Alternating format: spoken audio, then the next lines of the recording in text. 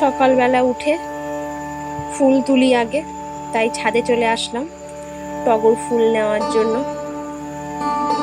অল্প কিছু টগর ফুল ফুটেছে, দেখো বেশি ফোটে না এখন গরমে না, বেশি গেলবার অনেক টগর ফুল ফুটতো গরমকালে, শীতকালে ফুটতো না কিন্তু গরমকালে অনেকটাই ফুটতো।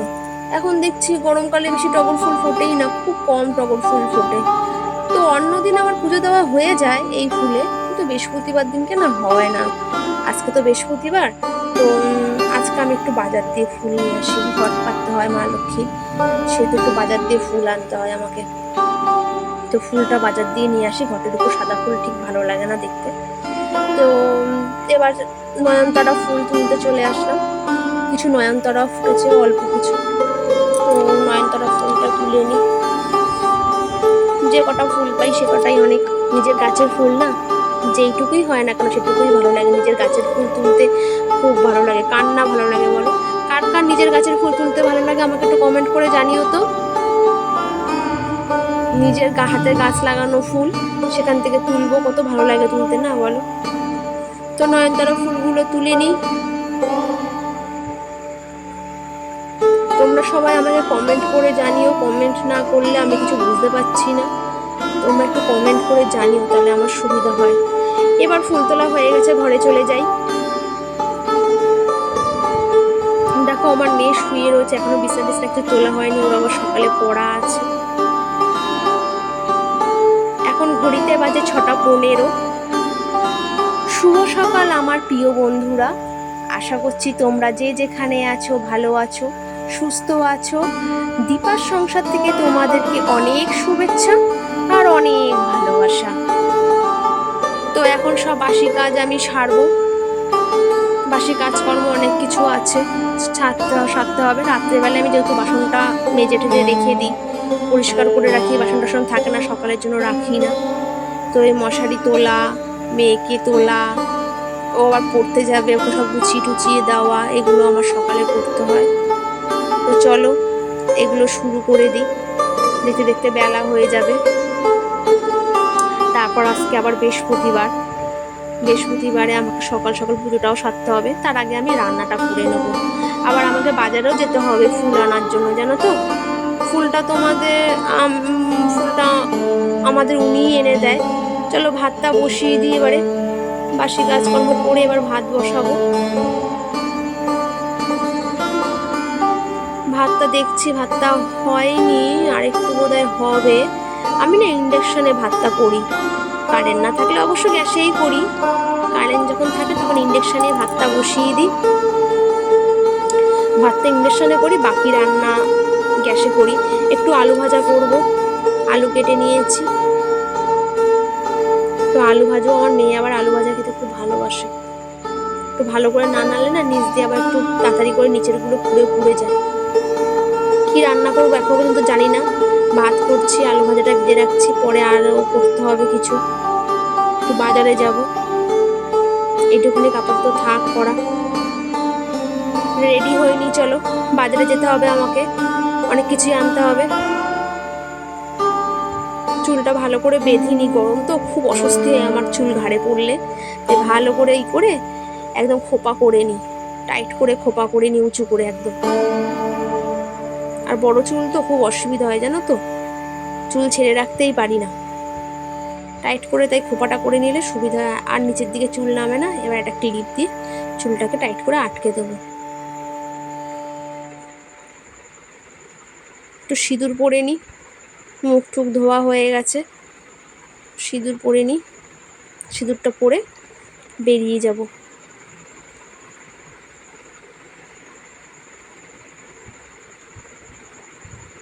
গরমের মধ্যে না বেরোতেই ভালো লাগে না, খুব বাধ্য হয়ে বেরাচ্ছি ঠেকায় পড়ে। আমার বর বাড়ি থাকলে এইসব বাজার উনিই করে, আমি করি যেহেতু বেরাই না একদমই, শুধু মেয়েকে পড়তে দেওয়াটাই আমার কাজ। আমার বর বাড়ি না থাকলে পড়তে যাওয়াটাই, মেয়েকে নিয়ে আসা দিয়ে আসা এটাই করি।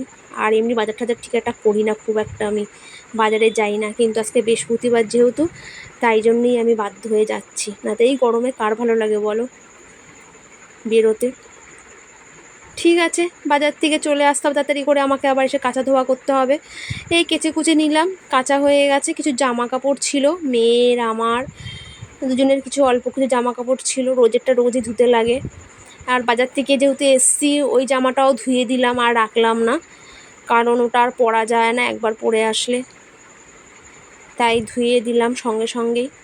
দেরি করে লাভ নেই, আবার স্নান করতে হবে না, পুজো দিতে হবে। জানোই তো বৃহস্পতিবারে কতটা সময় লাগে পুজো দিতে। তোমরা কে কোথা থেকে দেখছো অবশ্যই আমাকে কমেন্ট করে জানাও, না কমেন্ট করলে আমি বুঝতে পারছি না তোমরা কে কোথা থেকে দেখছো। আর তোমরা সব সময় আমার পাশে থাকো, এটাই আমি চাই। আর পাশে যে সাবস্ক্রাইব রয়েছে করো, কমেন্ট করো, লাইক করো আমাকে। আর কমেন্ট করলে আমি বেশি জানতে পারবো তোমরা কে কোথা থেকে দেখছো। আমার যদি কোনো কাজে ভুল থাকে অবশ্যই তোমরা কমেন্ট করে জানাবে, নয়তো আমি কিন্তু বুঝতে পারবো না।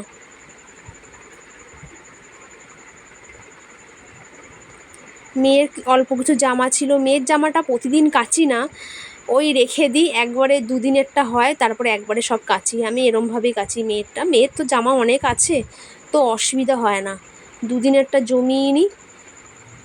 আমার বরের একটা গেঞ্জি ছিল সেটা একটু ধুয়ে দিলাম, গেঞ্জিটা ছিল গামলার মধ্যে রাখা। আমার জামাটা প্রতিদিনটা ধুই, মেয়েরটা একটু দুদিনেরটা জমাই, জমিয়ে তারপরে কেচে দিই। চলো এবার আমার স্নান করতে হবে, স্নান সারতে হবে, স্নান সেরে আবার পুজোয় আমাকে বসতে হবে। ছাদে যা গরম, থাকা যাচ্ছে না, এত গরম, গরমে আমি দাঁড়াতে পারছি না, কষ্ট হচ্ছে, তবুও বাধ্য হয়ে আসলাম, অনেকগুলো ছিল। চলো স্নান করি এবার, স্নান করে আর আবার দেখা হবে। এই স্নান টান সেরে এসেছি, এসে এবার দেখো বাজার দিয়ে যে আমি ফুলগুলো নিয়ে এসেছিলাম না, সেগুলোকে এখন আমার বাছতে হবে, কারণ ওর মধ্যে না তুলসী পাতা, বেলপাতা, পান, আমের পল্লব, দূর্বা, ফুল সবই একসাথে একটা প্লাস্টিকের মধ্যে দেয়, জানোই তো। তো ওগুলোকে সব আমার আলাদা করতে হবে এখন। তারপরে পান ঠান ওগুলো সব ধুতে হবে, বেলপাতাগুলো ধুতে হবে। তো আমি সব এখন আলাদা করে নিচ্ছি, অনেকটাই বেলা হয়ে গেছে। পুজো দিতে একজন বৌদি এসেছিলো কিছু বেলপাতা দিতে, তার সাথে আবার দাঁড়িয়ে একটু কথা বললাম, তো একটু দেরি হয়ে গেল আরও। দেখো ফুলের মধ্যে না চুল ছিল, আমার হেবি ঘৃণা লাগে ফুলের মধ্যে চুল টুল থাকলে।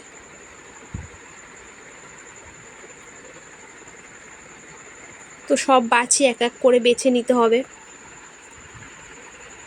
অনেকগুলো সাদা দোপাটি ফুল দিয়েছে, আর অল্প কিছু যে গাঁদা ফুলও দিয়েছে। ও গাঁদা ফুল, এত ফুলের দাম জানো তো বাজারে, খুব ফুলের দাম, 20 টাকার অল্প একটু ফুল দিয়েছে জানো।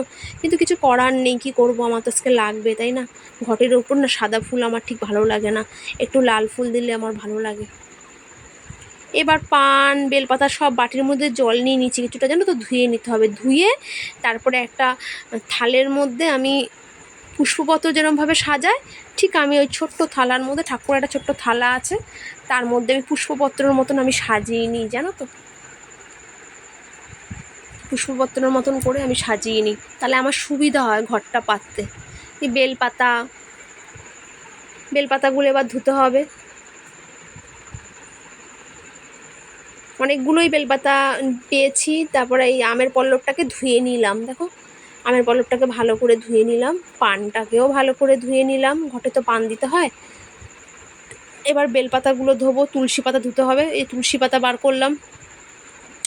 তুলসী পাতাগুলো দেখো বাজার দিয়ে কিনে আনলে তুলসী পাতাগুলো না বেশ বড় বড় পাতা, আর আমার ছাদে না অত বড় বড় পাতা নেই। বড় পাতাগুলো না ঠাকুরের চরণে দিতে খুব ভালো লাগে, দেখবা বড় বড় পাতা তো দেখতেও সুন্দর লাগে, দিতেও সুবিধা হয়, সব দিকেই ভালো হয় তাই না বলো।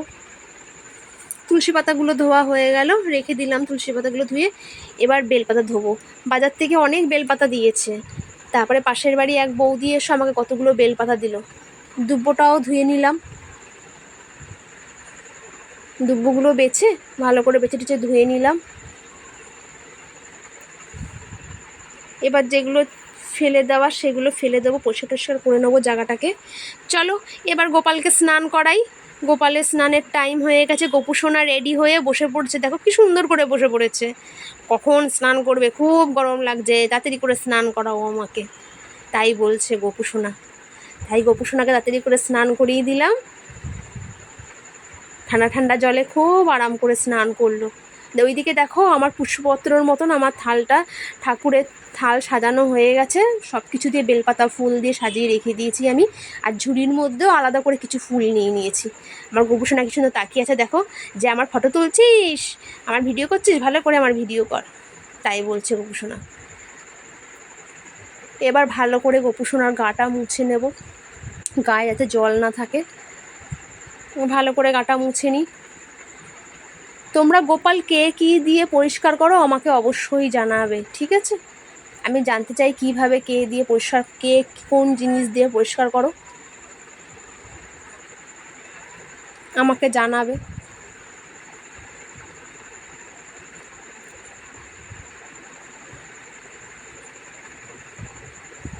গোপালের গাটা ভালো করেই আমি মুছি, যাতে চকচক করে গাটা, দেখতেও ভালো লাগে। তাহলে খুব ভালো করে আমি পরিষ্কার, একটুও জল রাখি না, খুব ভালো করে পরিষ্কার করি। তারা দেখবা গোপালের গাটা না তাহলে চকচক করে ভালো করে পরিষ্কার করলে। গোপালকে হয়ে গেছে, রেডি করিয়ে দেবো। এবার মা লক্ষ্মী স্নান করাবো। আজকে জানো তো বৃহস্পতিবার, আর আমি প্রতিদিন মা লক্ষ্মীকে স্নান করাতে পারি না। গোপালকে রোজই স্নান করাই, কিন্তু মা লক্ষ্মীকে না রোজ স্নান করাতে পারি না, কারণ আমার জায়গাটা, ঠাকুরের জায়গাটা খুবই ছোট। মা লক্ষ্মীর পায়ের সামনে ঘট থাকে, সেও তো আমি মানে ঠাকুরকে না, লক্ষ্মী ঠাকুরকে ওখান থেকে আমি বার করতে পারি না, তো ঘরটা পড়ে যেতে পারে। তো ওই বৃহস্পতিবার করেই আমাকে স্নান করাতে, যেহেতু বৃহস্পতিবার করে ঘট নামিয়ে আমি মেজে নিই, সেহেতু একবারে ফাঁকা থাকে জায়গাটা, তাই আমার বৃহস্পতিবার দিনকে সুবিধা হয় মা লক্ষ্মীকে স্নান করাতে। তো সপ্তাহে ওই একদিনই আমি স্নান করাতে পারি। এবার মা লক্ষ্মীকে রেডি করে দেবো জামা ঠামা পরিয়ে। চলো মা লক্ষ্মীকে জামাটা পরিয়ে দিই। মা লক্ষ্মীর ঘাগরা আছে, পরিয়ে দেবো। আমার মা লক্ষ্মীর শাড়িও আছে, পুজো পার্বণ অকেশনের শাড়িটা পরাই, আট পরে শাড়ি আছে। যেহেতু আমি এগুলো বানাই বিক্রি করি, ঠাকুরের জামা, গোপালের জামা, মা লক্ষ্মীর জামা বানিয়ে বিক্রি করি, সেহেতু আমি নিজে হাতেই সব কিছু বানাই। আমি যে ঠাকুরের জামাগুলো পরাই সেগুলো কিন্তু সম্পূর্ণ আমার নিজে হাতের বানানো। এবার চলো আমি মা লক্ষ্মী ঘট পাতবো, তার জন্য এবার ঘট আমাকে রেডি করতে হবে। ঘটে আমি সিঁদুরটা দিয়ে নারায়ণটা এঁকে নিই, স্বস্তিক চিহ্নটা আমি এঁকে নিই। বৃহস্পতিবার একটু সময় লাগে পুজো দিতে, জানোই তো বৃহস্পতিবারটা একটু ঘট পাতো, পাঁচালি পড়ো, অনেকটাই সময়ের ব্যাপার, তাই পুজো দেওয়াটা অনেকটাই বড় ভিডিও হয়ে যাচ্ছে। পুজো দেওয়ার এটা এমনিতে আমার প্রত্যেক দিন পুজো দিতে আমার অনেকটাই সময় লাগে, কারণ আমি একটু সাজিয়ে দিতে খুব ভালোবাসি। আস্তে আস্তে একটু সাজিয়ে ফুল, সুন্দর করে ফুল সাজিয়ে দিতে খুব ভালোবাসি।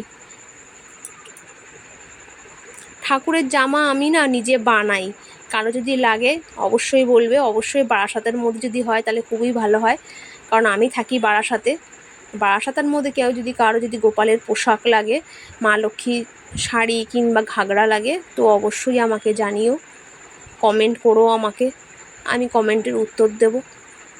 তোমরা যদি কমেন্ট না করো তাহলে কিন্তু আমি কিছুই বুঝতে পারছি না, জানতেও পারছি না কিছু, কে কোথা থেকে দেখছো। অবশ্যই আমাকে কমেন্ট করো।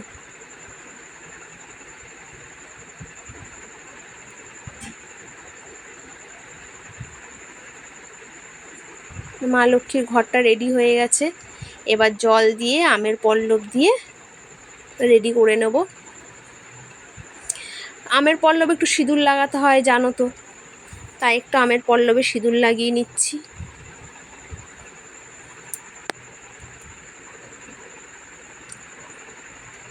হর্তকির মধ্যে একটুখানি সিঁদুর লাগিয়ে নিলাম।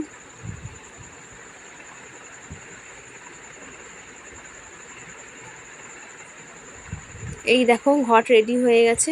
এবার পান দিয়ে দেবো ঘটের উপরে, পানটা একটু সুন্দর করে দিয়ে দেবো।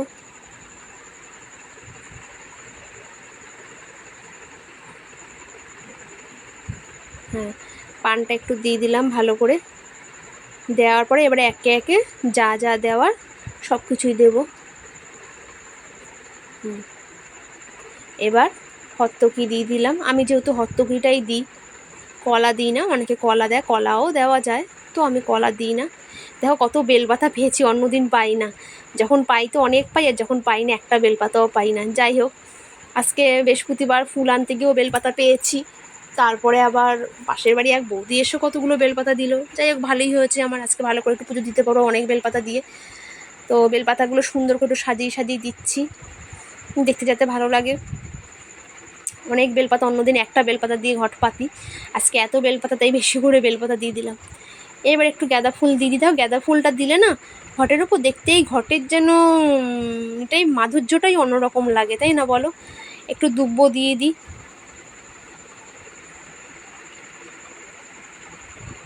আর ওখানে দেখো লাল লাল দোপাটি ফুলও পেয়ে দিয়েছে, ওই জন্যই বাজারে গেছিলাম। এই লাল দোপাটি ফুলটা না আমার খুব ভালো লাগে ঘটের উপর দিলে। ঘরটা আমার রেডি করা হয়ে গেছে, ঘরটা আমি পেতে দিয়েছি। দেখো আজকে ঠাকুরকে ভোগ দিয়েছি কলা আর চিড়া দিয়ে। এর আগের দিনকেও দিয়েছিলাম কিন্তু তোমাদের দেখানো হয়নি। তো দুপুরের ভোগটা আমি কলা চিড়া কিংবা একটু ভারী খাবার দেওয়ার চেষ্টা করি। তো দেখো সেবা দিয়েছি কলা আর চিড়া দিয়ে দিয়েছি আজকে। গোপালকেও তাই দিয়েছি। আমার গোপুসোনা বসে আছে শান্ত হয়ে চুপচাপ, যেন কোনো দুষ্টু করে না, খুব ভালো শান্ত হয়ে বসে আছে। সবাইকে সেবা দেওয়ার আমার হয়ে গেছে। আমার এবার পাঁচালি করতে হবে। পাঁচালিটা চলো পড়ে নিই। দেখো সাজানোটা একটু দেখে নাও কিরমভাবে সাজিয়েছি। অল্প জায়গার মধ্যে যেটুক পেরেছি সেটুকুই করেছি, একদমই অল্প জায়গা।